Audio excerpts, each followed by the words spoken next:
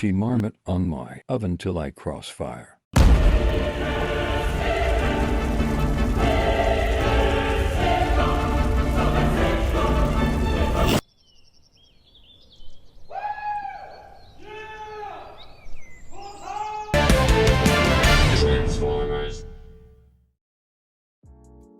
Transformers Crossfire is back, baby. Back and better than ever. We got new designs, new gameplay, new weapons, new noises, and new everything. We are getting new movement changes. This means animations will be cleaned up and better refined. And hopefully we won't glitch into buildings and go into a stiff ragdoll when dashing into a corner as much as before.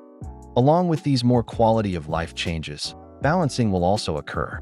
This means characters will receive both buffs and nerfs to combat the previous game update. Most likely, whatever character changes and stats were set up for the Overload update will be used in this returning launch of the game. No new maps will be added as of yet. This is because Hasbro does not hold the rights to buildings and roads. Maps are not expected to change anytime soon as well. New background music will be composed by a few people, with one being Bumbleberg, who is most well known within the Crossfire community for composing the background track for the Egypt map. His YouTube is what holds the most of his work, so if you're wondering what the soundtrack could sound like, be sure to check out his channel, which I will link in the description below. Sound effects should remain the same, with one of the few things changing would be Soundwave and Optimus as the announcer whenever an enemy is nearby and announcing if your team is winning or losing. Boost effects when in vehicle mode will be getting a cleaner upgrade, with far more vibrant purple and blues mixed in to show a more 2000s video game-esque aesthetic. The weapon effects should remain the same. With the fresh start of a new game, we will also be getting a fresh start with some new characters. Both good and bad bots have been replaced by original character designs made by the Marmot's Oven staff. Something cool to notice. Imagine instead of these being knockoff characters, they are their own separate bots within the same universe as the official characters fighting their own war against one another. Leading the Reavers, we have the Beater Emperor. His massive arm is able to become the missile in his vehicle mode.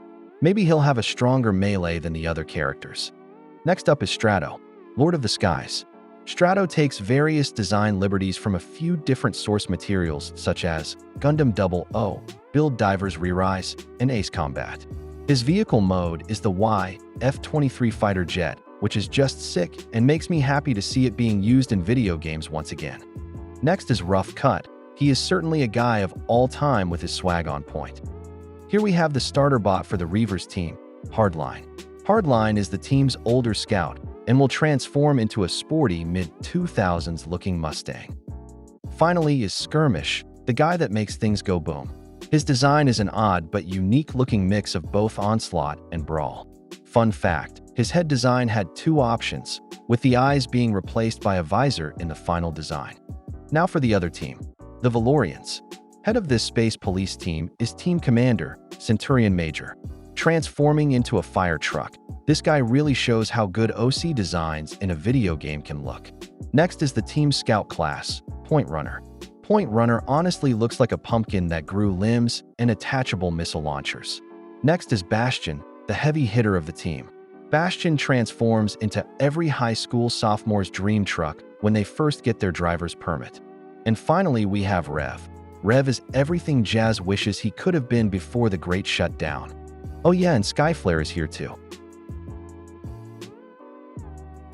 Next update, we will be receiving a brand new medic bot for the Valorians along with possibly another Reaper with flight capabilities. I honestly, however, would prefer if they just gave us another healer, but for the Reapers to finally even the playing field a little more. We should also be getting a new camera view for bigger characters for both bot and vehicle mode so it is easier to see everything, and so you don't just see a big back walk across your screen. And finally, we will receive the usual nerfs and buffs. Most likely Rough Cut will be this next patch's prime victim.